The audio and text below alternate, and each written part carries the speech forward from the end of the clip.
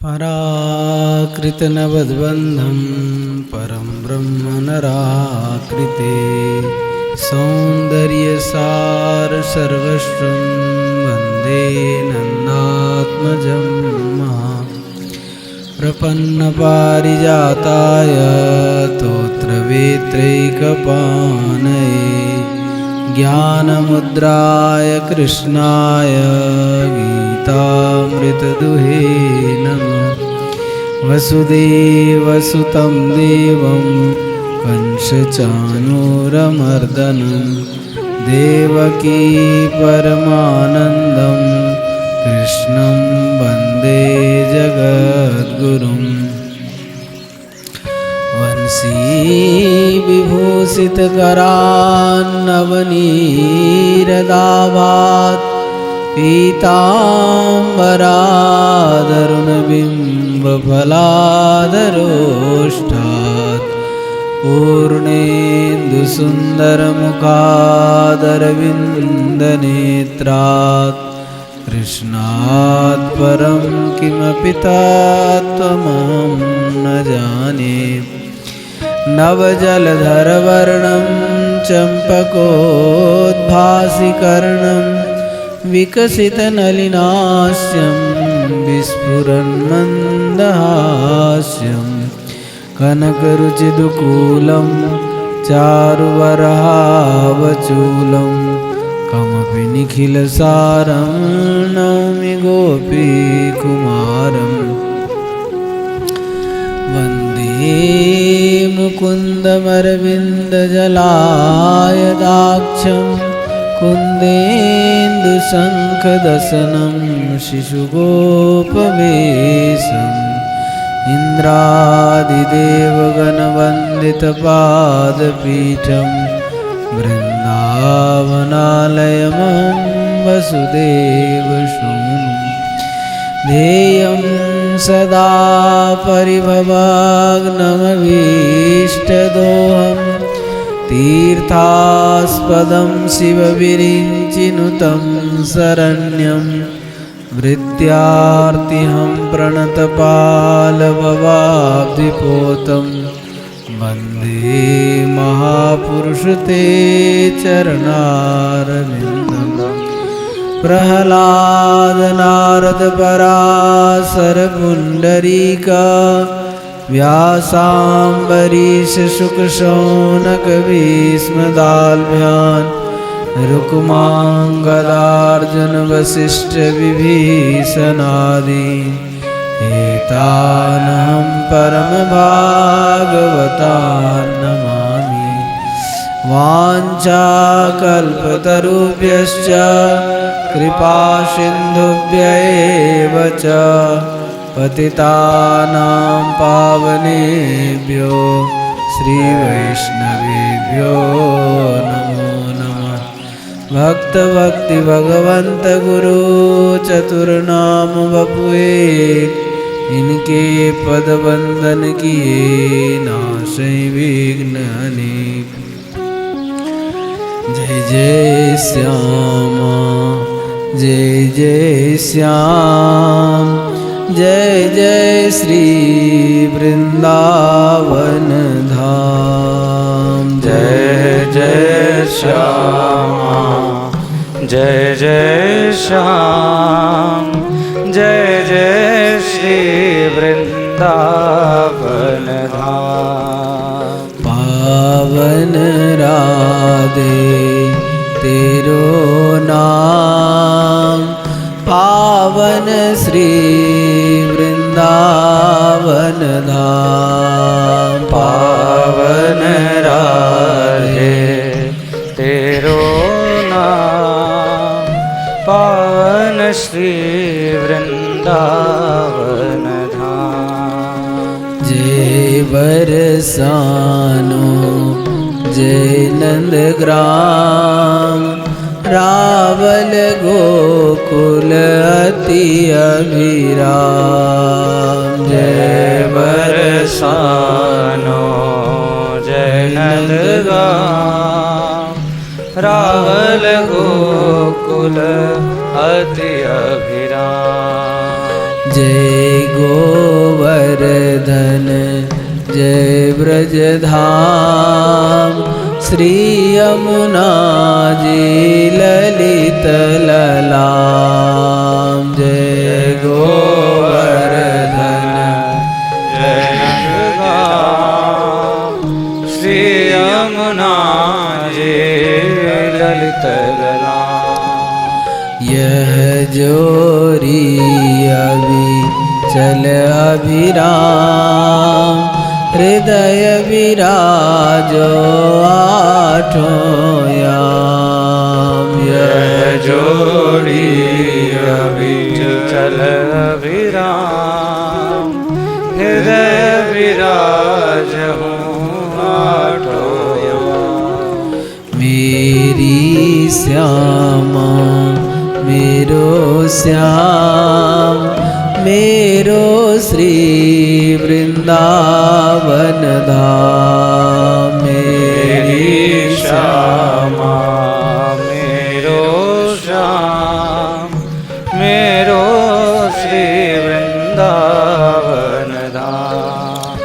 जय जय श्यामा जय जय श्याम जय जय श्री वृंदावन धाम। जय जय श्यामा जय जय श्याम जय जय श्री वृंदावन धाम। जय जय श्री वृंदावन धाम। जय जय श्री वृंदावन। श्री वृंदावन बिहारी लाल की जय श्री राधा रानी की जय श्री यमुने रस रानी की जय श्री ललित लाडली गोपाल लाल की जय अनंत कोटि सर्व संत महात्माओं की जय। जय जय श्री राधे श्याम। भक्तवांछा कल्पतरु भक्तवत्सल शरणागत वत्सल अहेतुक करुणा वरुणालय हमारे ललित लाडली गोपाल लाल जी के अहेतुक कृपा करुणा से हम लोग भक्तमाल की चर्चा कर रहे हैं।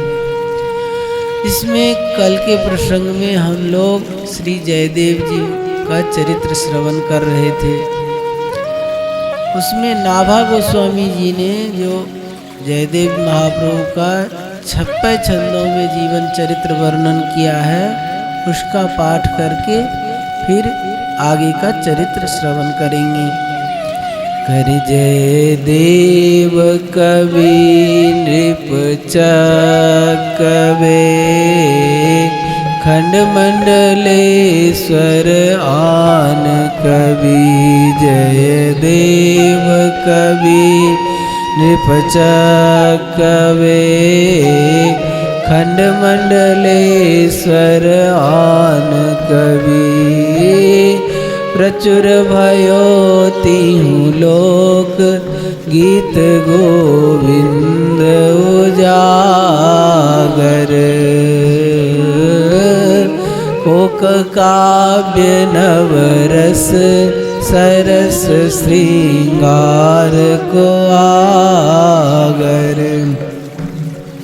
हाँ अष्टपदी अभ्यास करे ते बुद्धि बढ़ावे। हाँ श्री राधा रमन प्रसन्न सुनन निश्चय तावे। संत सरोरुह खंड के पद्मापति सुख जनक रवि। जय देव कवि नृप चकवे खंड मंडलेश्वर आन कवि। जय देव कवि नृप चकवे खंड मंडलेश्वर आन कवि। तो कल की कथा में हम लोग श्रवण किए थे जो जयदेव जी का जन्म किंदु बिल्व ग्राम में हुआ था और कैसे उनके माता पिता का देहांत हो गया था। उसके बाद में कैसे वो दूसरे ब्राह्मण ने उनका संपत्ति हड़पना चाहा और उसके बाद में फिर जब जयदेव जी का उनके प्रति जो भाव दिखा तो वो फिर सब कुछ संपत्ति फिर उन्होंने क्षमा मांग के वापस किया। फिर जयदेव जी का मन वैराग्य पूर्वक संसार से वैराग्य हो गया था। उन्होंने घर द्वार छोड़ के जगन्नाथपुरी आ गए और जगन्नाथपुरी में फिर लीला हुई। जो एक ब्राह्मण का संतान नहीं होता था वो कन्या हुआ तो वो जगन्नाथ जी को समर्पित किए। तो जगन्नाथ जी ने कहा जो जयदेव जी हमारा ही स्वरूप है तो उनको आप समर्पित कर दीजिए। और जब ये समर्पित करने गए तो जयदेव जी कहे भाई हम तो थोड़ा तो सोच विचार करो, भाई विवाह किया जाता है घर भर को देख करके और हमारे पास तो कुछ है नहीं। तो फिर इन्होंने मना करने पर भी जबरदस्ती वो ब्राह्मण देवता इनके पास वो कन्या को छोड़ के चले गए। तो इन्होंने उस कन्या से भी कहे भाई तुम ही विचार कर लो, देख लो हमारी स्थिति। तो उन्होंने कहा जो हमको जो पिताजी आपको समर्पित कर दिए तो हम तो बस आपके ऊपर न्योछावर हैं, आप जैसे रखना रखिए। और वो ब्राह्मण देवता नाराज होके चले गए। उसके बाद में ये रहने लगे। तब ये ठाकुर जी का इच्छा विचार करके फिर ये तो भाग रहे थे। फिर आकाशवाणी हुई। उसके बाद में जब कहीं भाई इनके साथ अब रहना ही है, विवाह हो गया तो अब रहने के लिए एक झोपड़ी बनाया जाए। अब झोपड़ी बन गया तो उसमें फिर ठाकुर जी पधराया जाए। ठाकुर जी पधराने के बाद सोचे जब है ठाकुर जी का गुणगान किया जाए तो उसके लिए एक गीत गोविंद का रचना हुआ।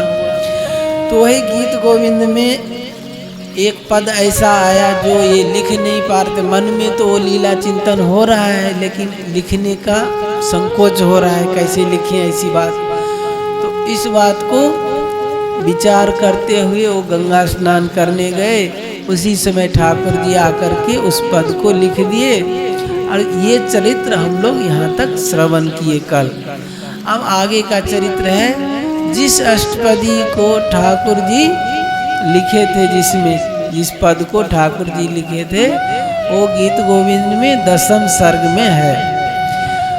बदसी यदि किंचिदपि दंत रुचि कौमुदी हरति धरति मिरमति घोरम स्फुरदधर सीधवे तव बदन चंद्रमा रोचयति लोचन चकोरम प्रिय चारुशीले मुंचमयी मान मणि दानम। ठाकुर जी श्री जी मान किए हैं तो ठाकुर जी उनको मना रहे, इस भाव का पद है। ये चरित्र अब हुआ। अब आगे जो चरित्र है वो सुनिए। कह रहे नीलाचल धाम तामे पंडित नृपति एक करिए ही नाम धरि पोथी सुखदाइए द्विजन बुलाय कही यही है प्रसिद्ध करो लिखी लिखी पढ़ो देश देशनी चलाइए। बोले मुस्काय विप्र क्षिप्र सो दिखाई दई नई यह को मति अति भरमाइए। धरि दो मंदिर में जगन्नाथ देव जुके दिन यह डारी वह हार लपटाइए। दिनी धरि दो मंदिर में जगन्नाथ देव जुके दिन यह डारी वह हार लपटाइए। अब आप श्रवण किए जो गीत गोविंद तीनों लोकों में प्रसिद्ध हो गया। मर्त्यलोक में, स्वर्ग लोक में और पाताल लोक में भी ये गीत गोविंद गाया जाता था। तो गीत गोविंद का प्रसिद्धि सुन करके उस समय जगन्नाथपुरी के जो राजा थे वो भी एक गीत गोविंद नाम से एक भगवान का ही लीला का पुस्तक बनाए और उसका नाम गीत गोविंद रखे। और रख करके उनके पास जो पंडित लोग रहते थे, ब्राह्मण लोग, उनको कहे जो भाई यही गीत गोविंद है, इसी को तुम लोग पढ़ो और देश देशांतर में इसका प्रति छपा करके इसी का प्रचार करो।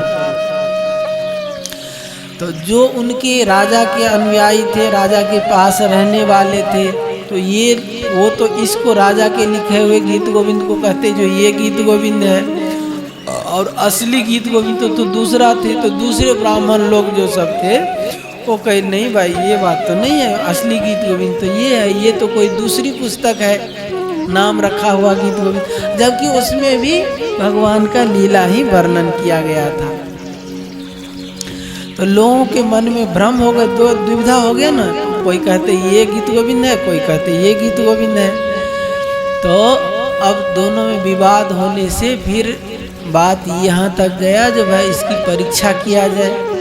तो परीक्षा करने के लिए दोनों पुस्तक को जगन्नाथ जी के सामने मंदिर में रखा जाए, रख करके द्वार बंद कर दिया जाए।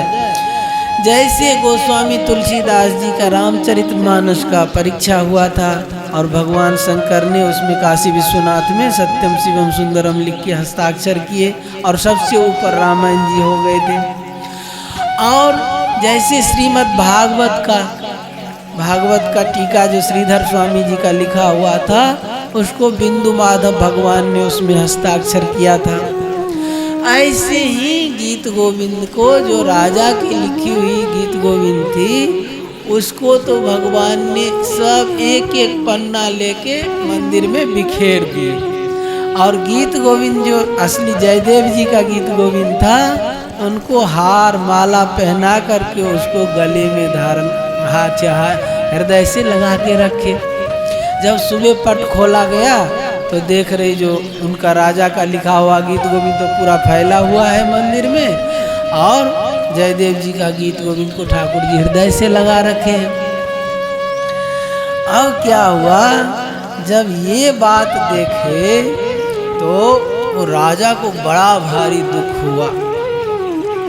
वो कहे सोचे कि भाई हमारी पुस्तक, हमने भी तो उनका गुणगान ही किया, भगवान का ही लीला लिखा, कम से कम हमारी पुस्तक को नहीं पसंद आई तो कम से कम तखत पे तो रहने देते। उसको पूरा मंदिर में बिखेर दिए, फैला दिए और उसके गीत गोविंद को हृदय से लगा रखे। तो उनको बड़ा दुख हुआ। अब दुख होने से क्या हुआ, करे पर्यो सोच भारी नृप निपट खिसानो भयो, गयो उठी सागर में बूढ़ो वही बात है, अति अभिमान कियो मैं बखान सोई, गोई जात कैसे आँच लागी गात गात है, आज्ञा प्रभु दई मत बूढ़े तू समुद्र माझे, दूसरो न ग्रंथ ऐसो वृथा तनुपात है, द्वादश सुश्लोक लिखी दीजे सर्ग द्वादश में, ताही संग चले जा की ख्याति पात पात है। अब राजा को इतना दुख हुआ जो वो जा करके समुद्र में कूद करके मरने के लिए चला वहाँ से। कहीं उनको दुख लगा ऐसा कि भाई हमारे ग्रंथ को जो है ठाकुर जी इतना अपमान किया, हमारा इतना अपमान, उनको लेके फेंक दिए, अब जीकर हम क्या करें। अब जो है देखिए, संभावित कहाँ अपजस लाहू, मरण कोट सम दारुण दाहू। जो प्रतिष्ठित व्यक्ति होते हैं उसका अपमान कर देने मात्र से उनका मरण के समान उनका मृत्यु हो जाता है। महाभारत में कथा सुने हैं, जो अर्जुन के गांडीव को कोई यदि धिक्कार दे तो अर्जुन उसको प्राण ले लेंगे, जिंदा नहीं छोड़ेंगे उनको। तो जब एक कथा आती है, युधिष्ठिर महाराज किसी कारण से उनको अर्जुन के गांडीव को धिक्कार दे के, धिक्कार है तुम्हारे गांडीव को। अब अर्जुन धनुष मान लेके तैयार हो गए। अब भगवान उस समय समझाया, अरे बड़ों को ऐसे नहीं मारा जाता है, बड़ों से गलती हो जाए तो उसको क्या रे तू कह दो तो उससे ही उसका मृत्यु हो जाता है। इसीलिए तो इतने बड़े सम्मानित व्यक्ति थे, राजा थे, प्रतिष्ठित, अब उनका अपमान हो गया तो वो क्या समुद्र में जाके डूब के मरने के लिए चले। अब ठाकुर जी प्रकट होकर के सामने में राजा को मना किए, भाई तुम मरो मत, वृथा ही है, तुम ऐसा मत करो, समुद्र में मत डूबो, मरो मत। कह रहे हैं जो अति अपमान कियो, मैं बखान सोई गोई जात, कैसे आँच लागी गात गात। राजा के शरीर में आग लग गया, अंग अंग में अपमान के कारण से इतना जलन हो रहा था कि जो अब तो हम प्राण ही त्यागेंगे। लेकिन ठाकुर जी प्रकट होकर के उनको मना किए, जो तुम मरो मत।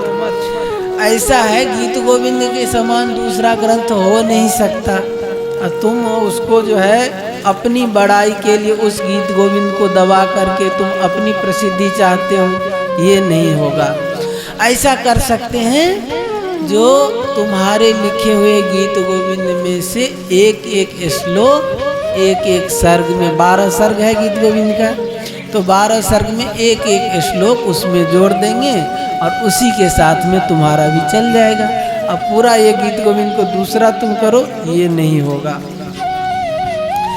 तब क्या हुआ, कह रहे हैं जो गीत गोविंद को रचकर श्री जयदेव जी को कीर्ति को मिटाकर अपनी कीर्ति चाहता है, यह तेरी कल्पना आकाश के पुष्पवत असंभव है। जैसे तुलसी निज कीरति चहे, पर की कीरति खोय, कालो मोहरो होए गो, मुयहु न मिटी है धोय। कीर्ति तो मिलने से रही, और डूबकर मरने और आत्महत्या की कलंक जो माथे पर चढ़ेगा वो और उनका हो गया। तो इसीलिए दूसरे का अपमान करके और जो हम सम्मान चाहते ये नहीं होगा। तो भगवान ने ये उपाय बताया। अब क्या हुआ, आगे का चरित्र सुनिए। कह रहे जो सुता एक माली की, जो बैगन की बारी माझ, तोरे बन माली गावे कथा सर्ग 5 की। डोले जगन्नाथ पाछे काछे, अंग में ही जंघा, आछे कही धूमे सुधी, आवे वीर हाच की। फट्यो पट देखी नृप पूछी, अहो भयो कहा, जानत न हम अब कहो बात साच की। प्रभु ही जनाई मन भाई मेरे, वही गाथा ल्याए वही बालक को पालकी में नाच के।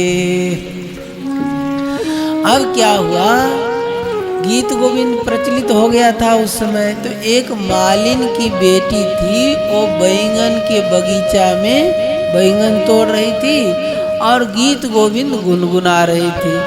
गीत गोविंद 5वें सर्ग में जो रति सुख सारे है, रति सुख सारे गतम विसारे, वो अष्टपदी गा रही थी।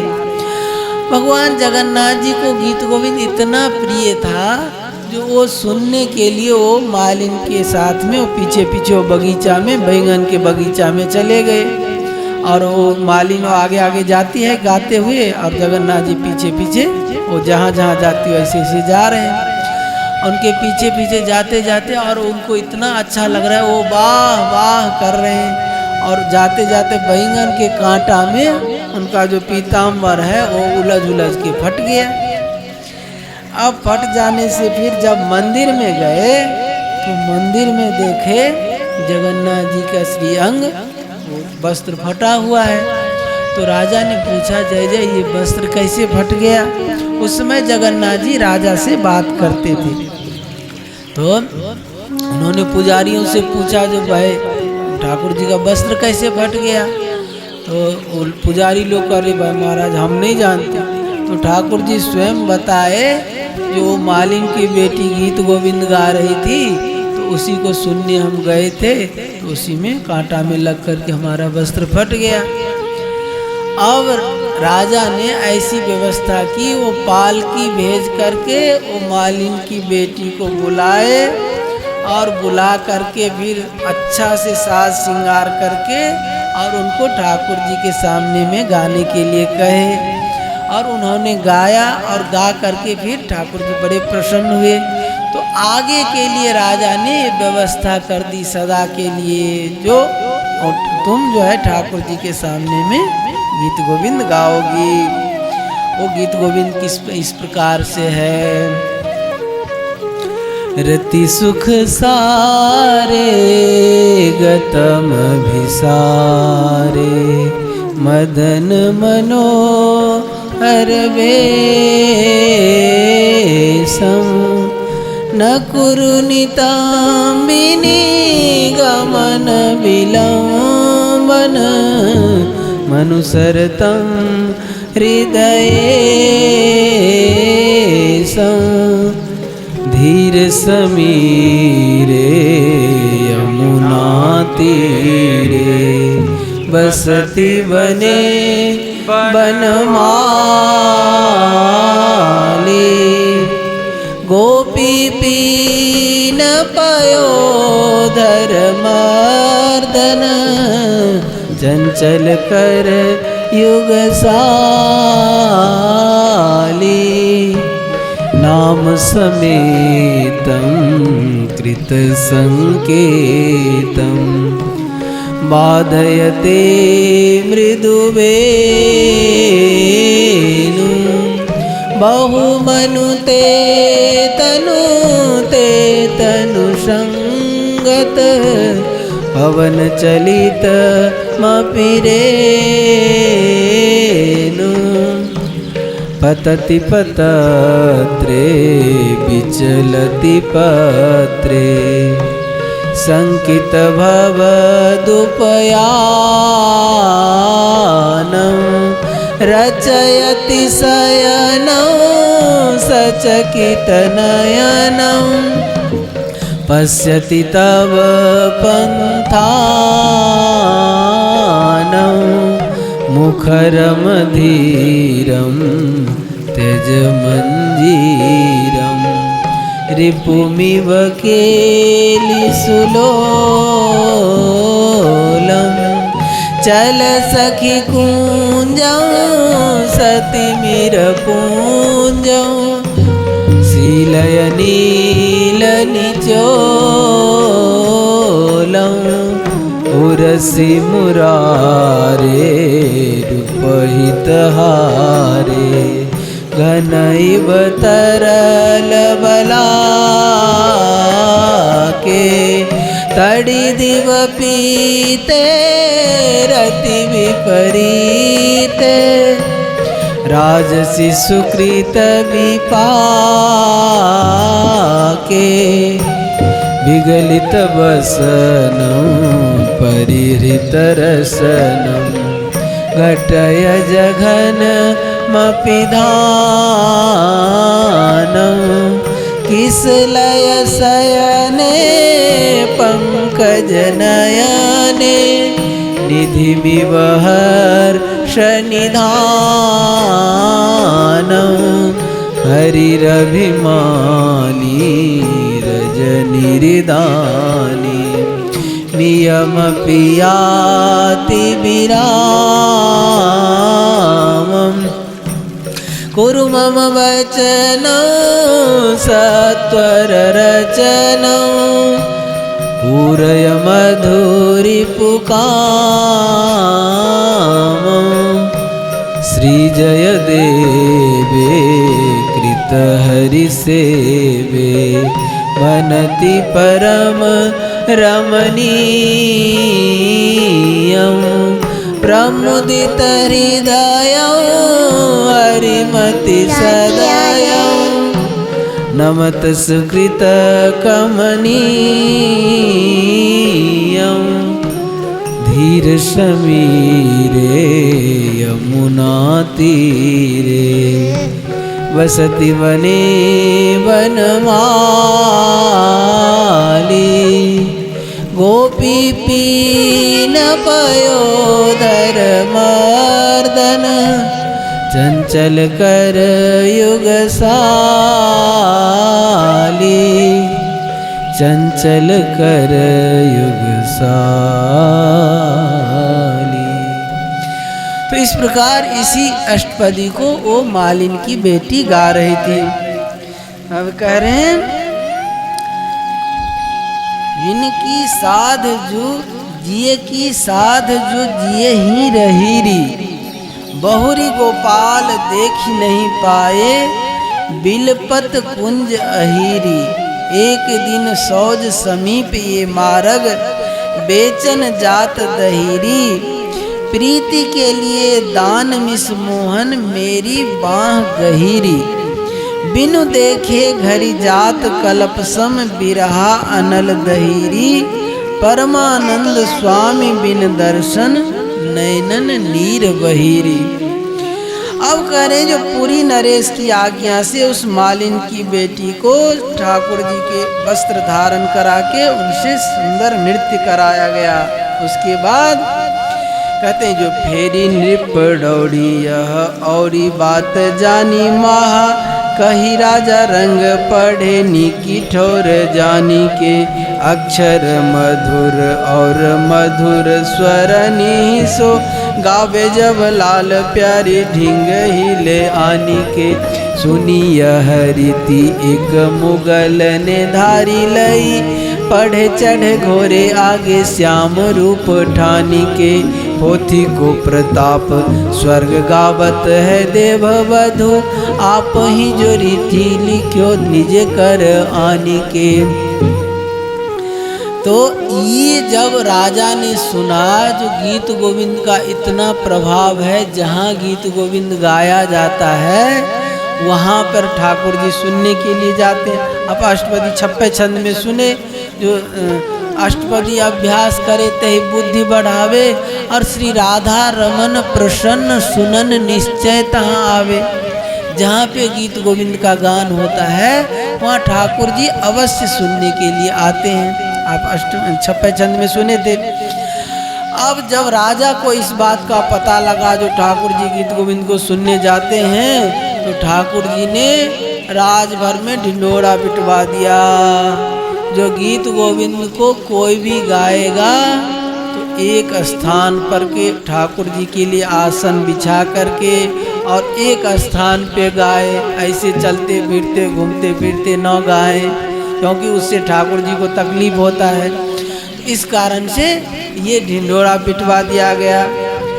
अब क्या हुआ, इस बात को एक पंडित जी यहाँ मुल्तान से एक पंडित जी जगन्नाथपुरी गए थे, और जगन्नाथपुरी में जाकर के जब गीत गोविंद की इतनी महिमा सुने तो गीत गोविंद का एक पुस्तक उन्होंने भी ले लिया, और ले करके और उसको बढ़िया सुंदर स्वर से, राजा ये भी ढिंढोरा पिटवा दिए थे जो ऐसे वैसे नहीं गाते, बढ़िया से राग ताल से सुंदर स्वर से मधुर स्वर से इसको गान करें।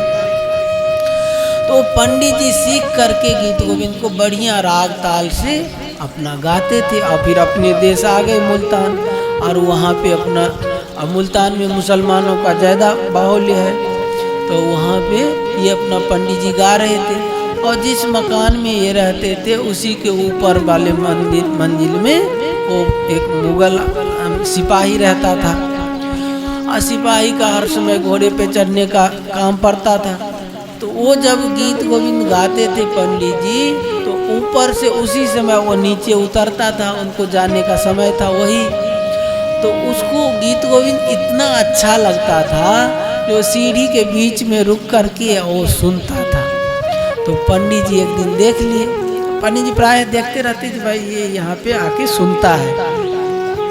तो पंडित जी ने उनको कहा तो भाई ऐसा है, तुम ये हम जो गाते हैं ये तुम कुछ समझते भी हो?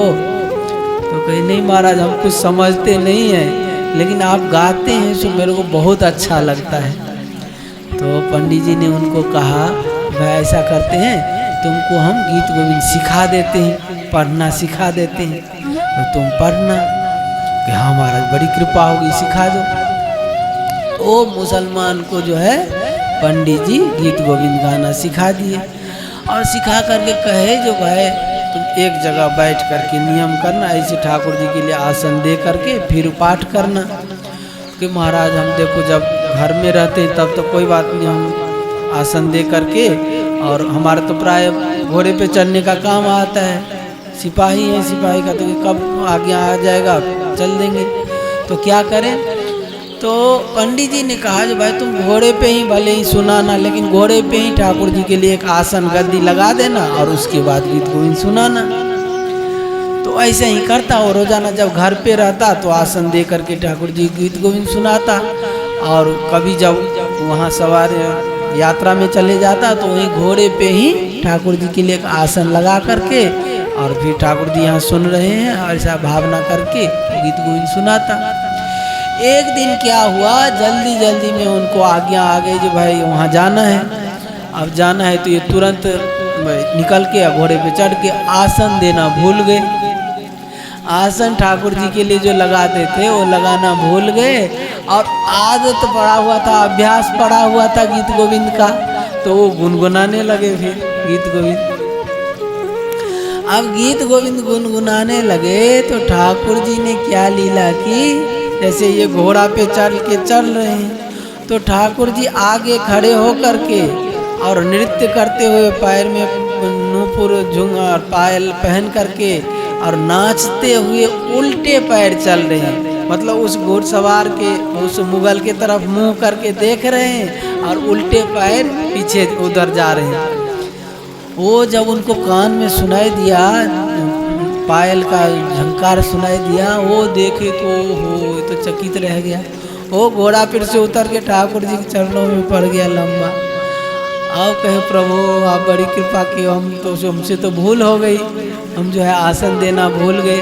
तो भाई तुमसे भूल हो गई, लेकिन हमारा भी प्रतिज्ञा है जो जब गीत गोविंद गाए जाते हैं तो हम सुनने आते हैं, तो तुम भूल गए तो भूल गए, हम कैसे भूले, इसीलिए हम आकर के यहाँ पे सामने में दर्शन दिए तुमको। अब क्या हुआ, श्री श्याम सुंदर ने कहा तुम गद्दी लगाना भूल गए तो क्या मैं नृत्य करना और सुनना भी भूल जाऊं। उसने विचार किया कि मेरी भूल से प्रभु को कितना कष्ट उठाना पड़ा। उन्होंने विचार किया ओहो हमारे लिए ठाकुर जी को इतना कष्ट उठाना पड़ा, अब हम जब तक ये सिपाही वाला नौकरी करते रहेंगे तब तो कभी भी ऐसा भूल हो ही जाएगा, ठाकुर जी को फिर कष्ट होगा। तो उन्होंने जो है वो राजकाज करना ही छोड़ दिया और छोड़ करके विरक्त हो करके बाबा जी बन गए। अब आगे चरित्र है कि पोथी की तो बात सब कही मैं सुहात ही ये, सुनो और बात जा में अति अधिकाई। गांठ में मुहर मग चलत में ठग मिले, कहो कहाँ जात जहाँ तुम चली जाइए। जानी लई बात खोली द्रव्य पकड़ाए दियो, लियो चाहो जोई जोई सोई मोको ल्याइए। दुष्टनी समुझी कही किनी इन विद्या हो, आवे जो नगर इन्हें बेगी पकड़ाइए। अब कहे यहाँ तक तो चरित्र आप श्रवण किए, अब आगे का चरित्र श्रवण करिए। क्या कि टीकाकार कहते हैं जो गीत गोविंद के महत्व की बात को मैंने पूर्वोक्त कवित्व में कह दिया, अब उनके दूसरे चरित्रों का प्रसंग सुनिए जिसमें उनके त्याग वैराग एवं सहनशीलता आदि गुणों की अति अधिकता प्रकट है। श्री जयदेव जी को एक बार एक सेवक ने अपने घर में बुलाया, जैसे ब्राह्मणों को संतों को निमंत्रण करके बुलाते ना, ऐसे कोई सेवक थे उनके, तो निमंत्रण करके भोजन कराने के लिए बुलाए और भोजन करा करके उनको कुछ मुहर दिए उनको भेंट में। अब वो भेंट ले करके और फिर वापस आ रहे थे अपने वहाँ। रास्ता में उनको 4 ठग मिल गए, चोर होता है ना, वो मार्ग में मिल गए और उन्होंने पूछा जो महाराज आप कहाँ जा रहे हैं, तो उन्होंने कहा जहाँ आप जा रहे हैं वहीं हम जा रहे हैं। तो ठीक है, ठगों ने उत्तर दिया जो जहाँ आप जा रहे हैं वहीं हम भी जा रहे हैं। जयदेव जी समझ गए जो ये ठग हैं। आपने गांठ खोलकर सब मोहरें उन्हें दे दी और कहा कि इन्हें लीजिए, इनमें से जितनी आप लेना चाहें ले लीजिए और मुझे जो चाहिए सो ला देना। सब कुछ उनको समर्पित कर दिया, जो मोहर था उनको दे दिए कि हमारे जो चीज़ ज़रूरत होगा आप ही ला देना, आप तो हमारे साथ में ही जा रहे हैं, जहाँ हम जा रहे हैं वहीं जा रहे हैं। तो कहें जो उन दुष्टों ने अपने मन में सोच समझकर कहा कि इन्होंने मेरे साथ चालाकी की, सब कुछ हमको दे दिया और आगे गांव आएगा तो राजा से सिपाही से कह करके हमको पकड़वा देगा। उनके मन में ये आ रहा है, ठगों के मन में। तो कह रहे यहाँ से तो चलने दो, आगे जब नगर आएगा तो शीघ्र ही इनको पकड़वा दूंगा।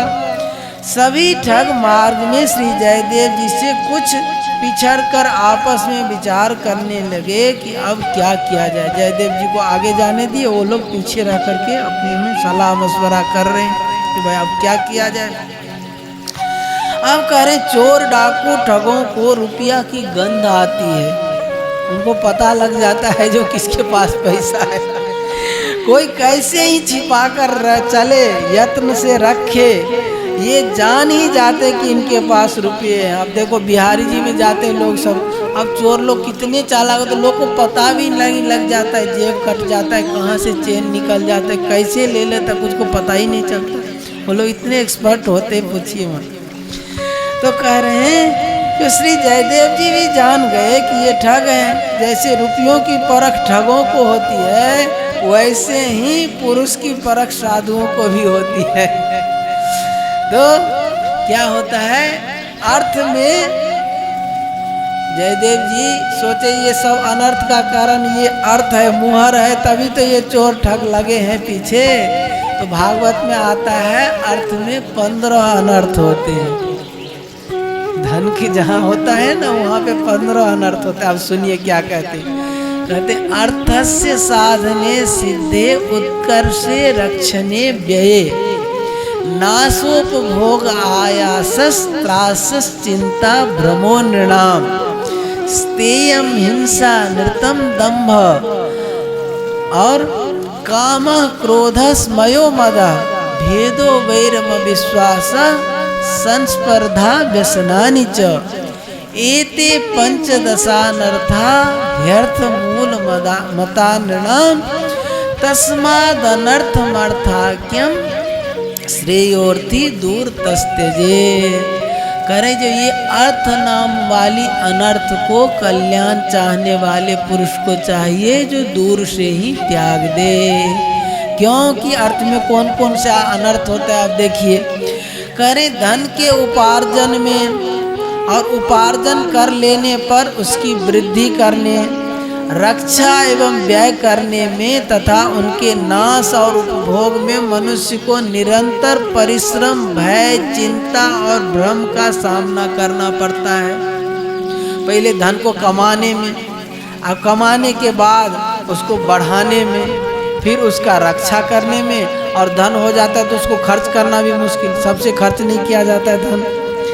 अब उसमें क्या क्या अनर्थ होते देखिए, चोरी, हिंसा, मिथ्या भाषण, पाखंड, काम, क्रोध, गर्व, अहंकार, भेद बुद्धि, बैर, अविश्वास, स्पर्धा मतलब होर, ईर्ष्या और स्त्री दूत मध्य, तीनों प्रकार के व्यसन। ये 15 अनर्थ मनुष्यों को धन के कारण होते हैं। धन होने से ये 15 अनर्थ साथ आप देखेंगे। आपके पास कुछ नहीं है तो आप आराम से निश्चिंत से जी रहे हैं, चैन से। अभी आपके पास करोड़ों रुपया आ जाए तो देखेंगे आपको इधर 20-50 मित्र बन जाएंगे और 20-50 द्वेष करने वाले बन जाएंगे, साधु शत्रु और मित्र दोनों बन जाएंगे आप। अब ये उसका मतलब उसका गुण है, स्वाभाविक गुण है धन का।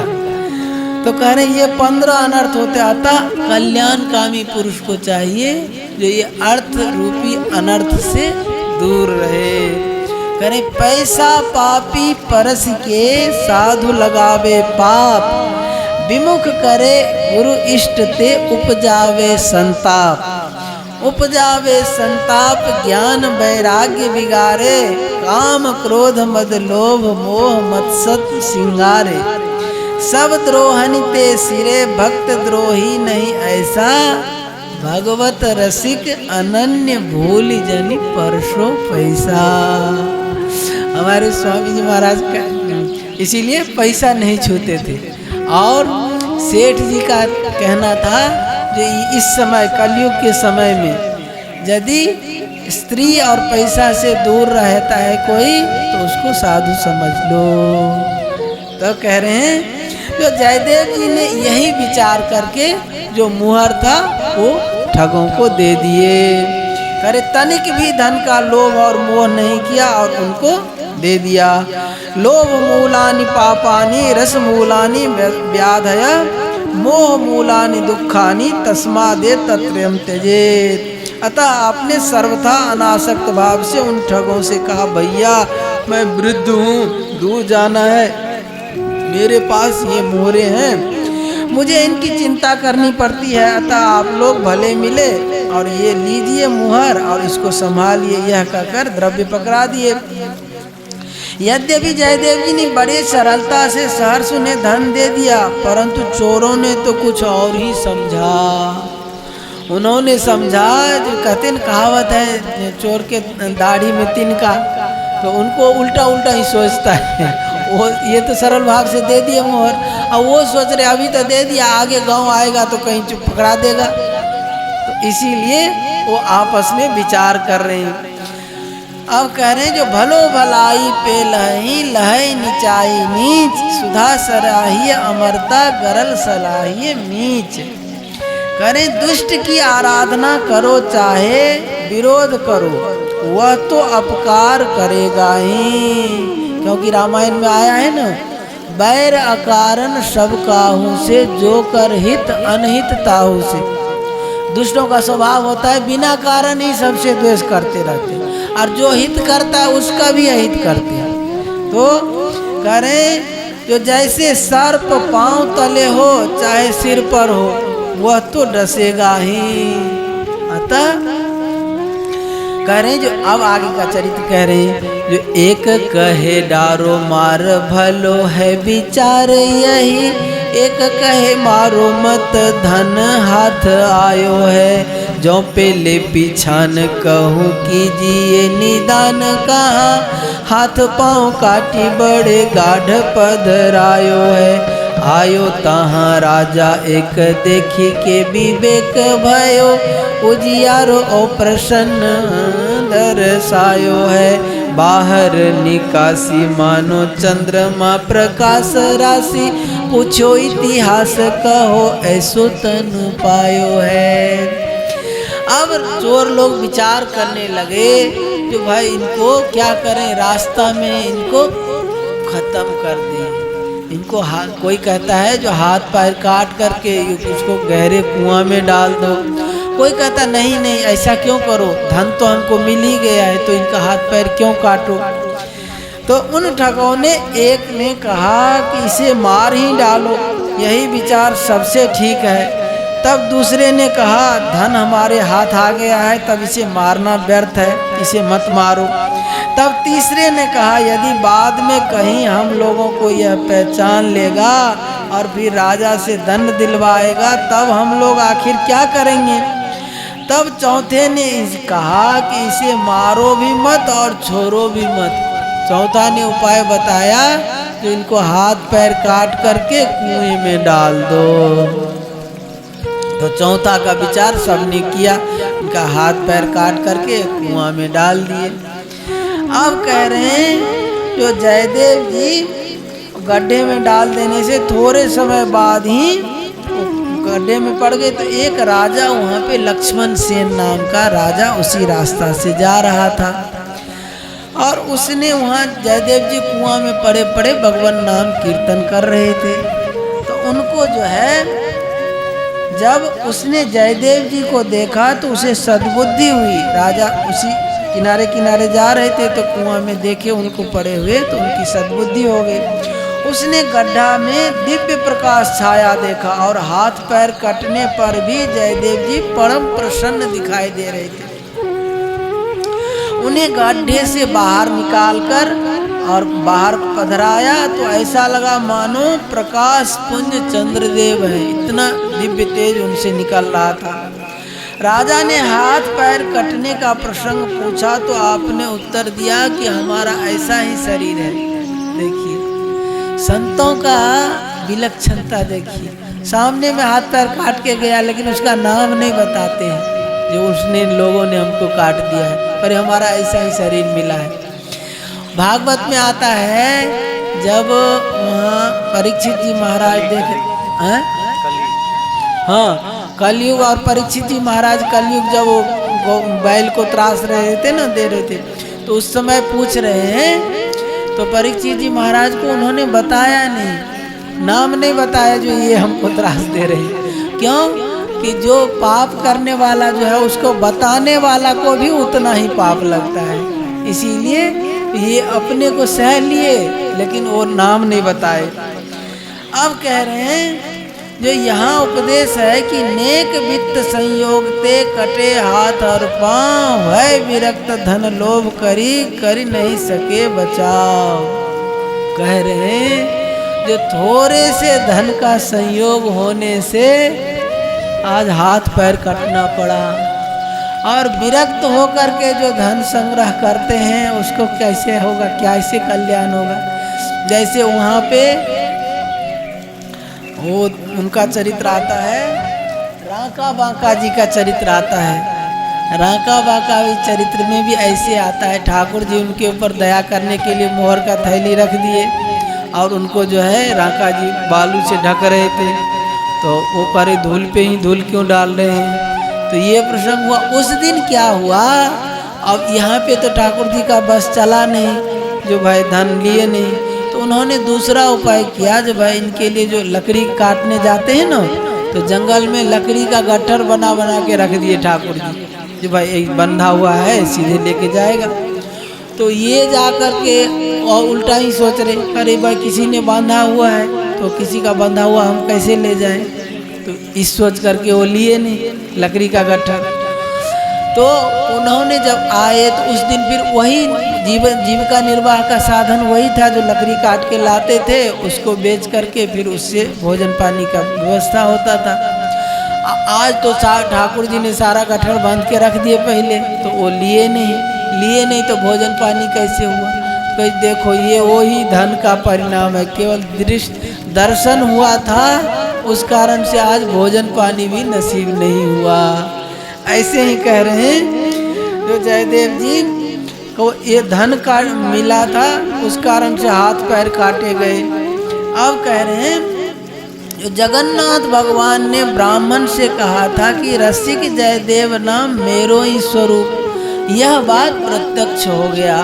अब जयदेव जी श्री जगन्नाथ जी के स्वरूप ही हो गए, क्यों जगन्नाथ जी ऐसे ही हैं, हाथ पैर नहीं है उनका भी, देखें जगन्नाथ जी ऐसे ही हैं, तो वैसे ही जयदेव जी हो गए।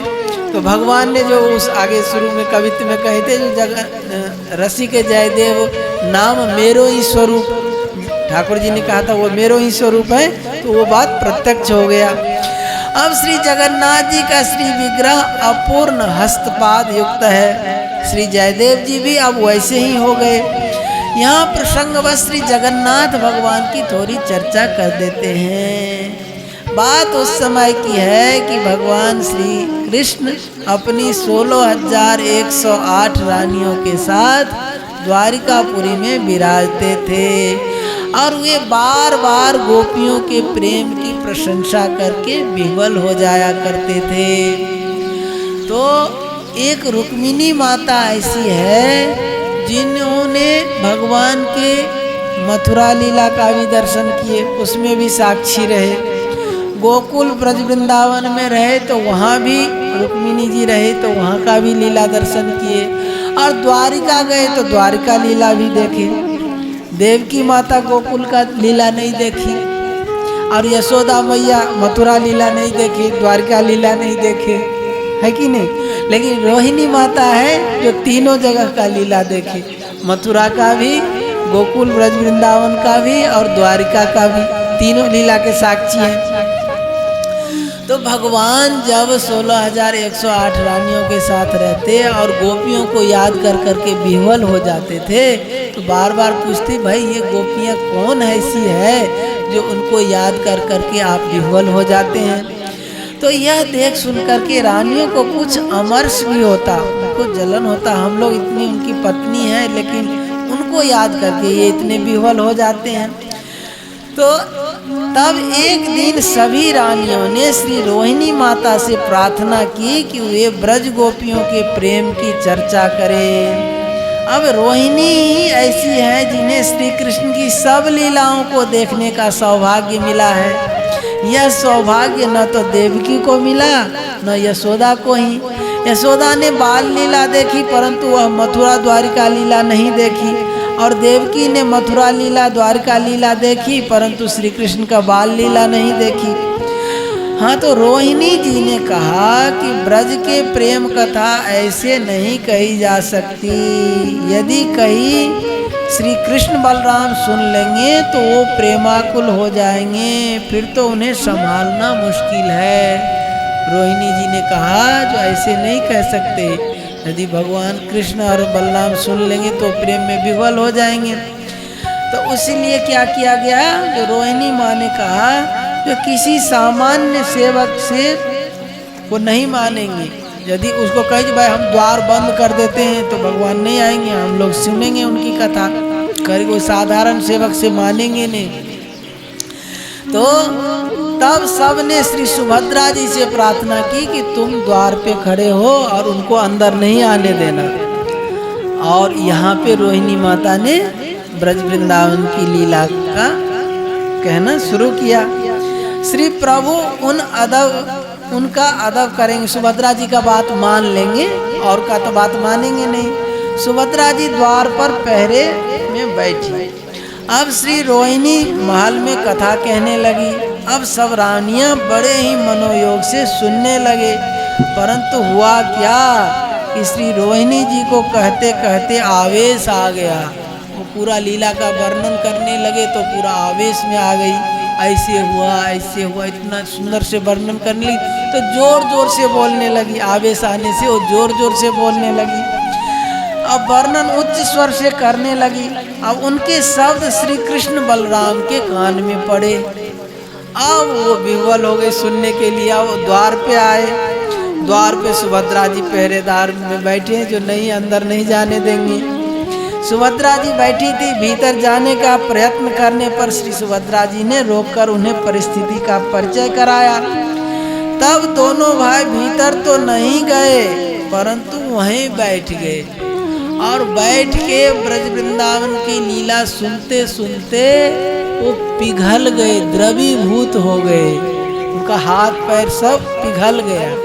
तो कहते ना जैसे गंगा जी को कहा गया ब्रह्मद्रव, साक्षात भगवान ही पिघल करके गंगा जी के रूप में बह रहे हैं। ऐसे जगन्नाथ जी को प्रेमावतार कहा जाता है। क्यों? भगवान लीला सुनते सुनते विह्वल हो करके पिघल गए। और पिघल जाने से उसी समय नारद जी ठाकुर जी का दर्शन करने आए। ठाकुर जी का दर्शन करने नारद जी द्वारिका में आया करते थे। और नारद जी ने जब ये रूप को देखा तो उन्होंने प्रार्थना की कि प्रभु आप इसी रूप में कलयुग में भक्तों को दर्शन दे। तो वही श्री जगन्नाथ जी का स्वरूप है। तो आज कल तो रथ यात्रा होगी। तो ये अब आगे का जो चरित्र है वो कल की कथा में होगी। आज कथा को यहीं विराम देंगे, तो कथा तो अभी लंबा है। कल जगन्नाथ जी का रथ यात्रा भी है। तो मेरो वृंदावन वृंदावन वृंदावन, मेरो वृंदावन वृंदावन वृंदावन, प्यारो वृंदावन वृंदावन वृंदावन, प्यारो वृंदावन वृंदावन वृंदावन, जीवन वृंदावन वृंदावन वृंदावन, जीवन वृंदावन वृंदावन वृंदावन, सर्वस्व वृंदावन वृंदावन वृंदावन, सर्वस्व वृंदावन वृंदावन वृंदावन, मेरो वृंदावन वृंदावन वृंदावन, मेरो वृंदावन वृंदावन वृंदावन, प्रगट जगत में जगमगो, प्रगट जगत में जगमगो, वृंदाविपिन अनूप वृंदाविपिन नैन छत दिसत नहीं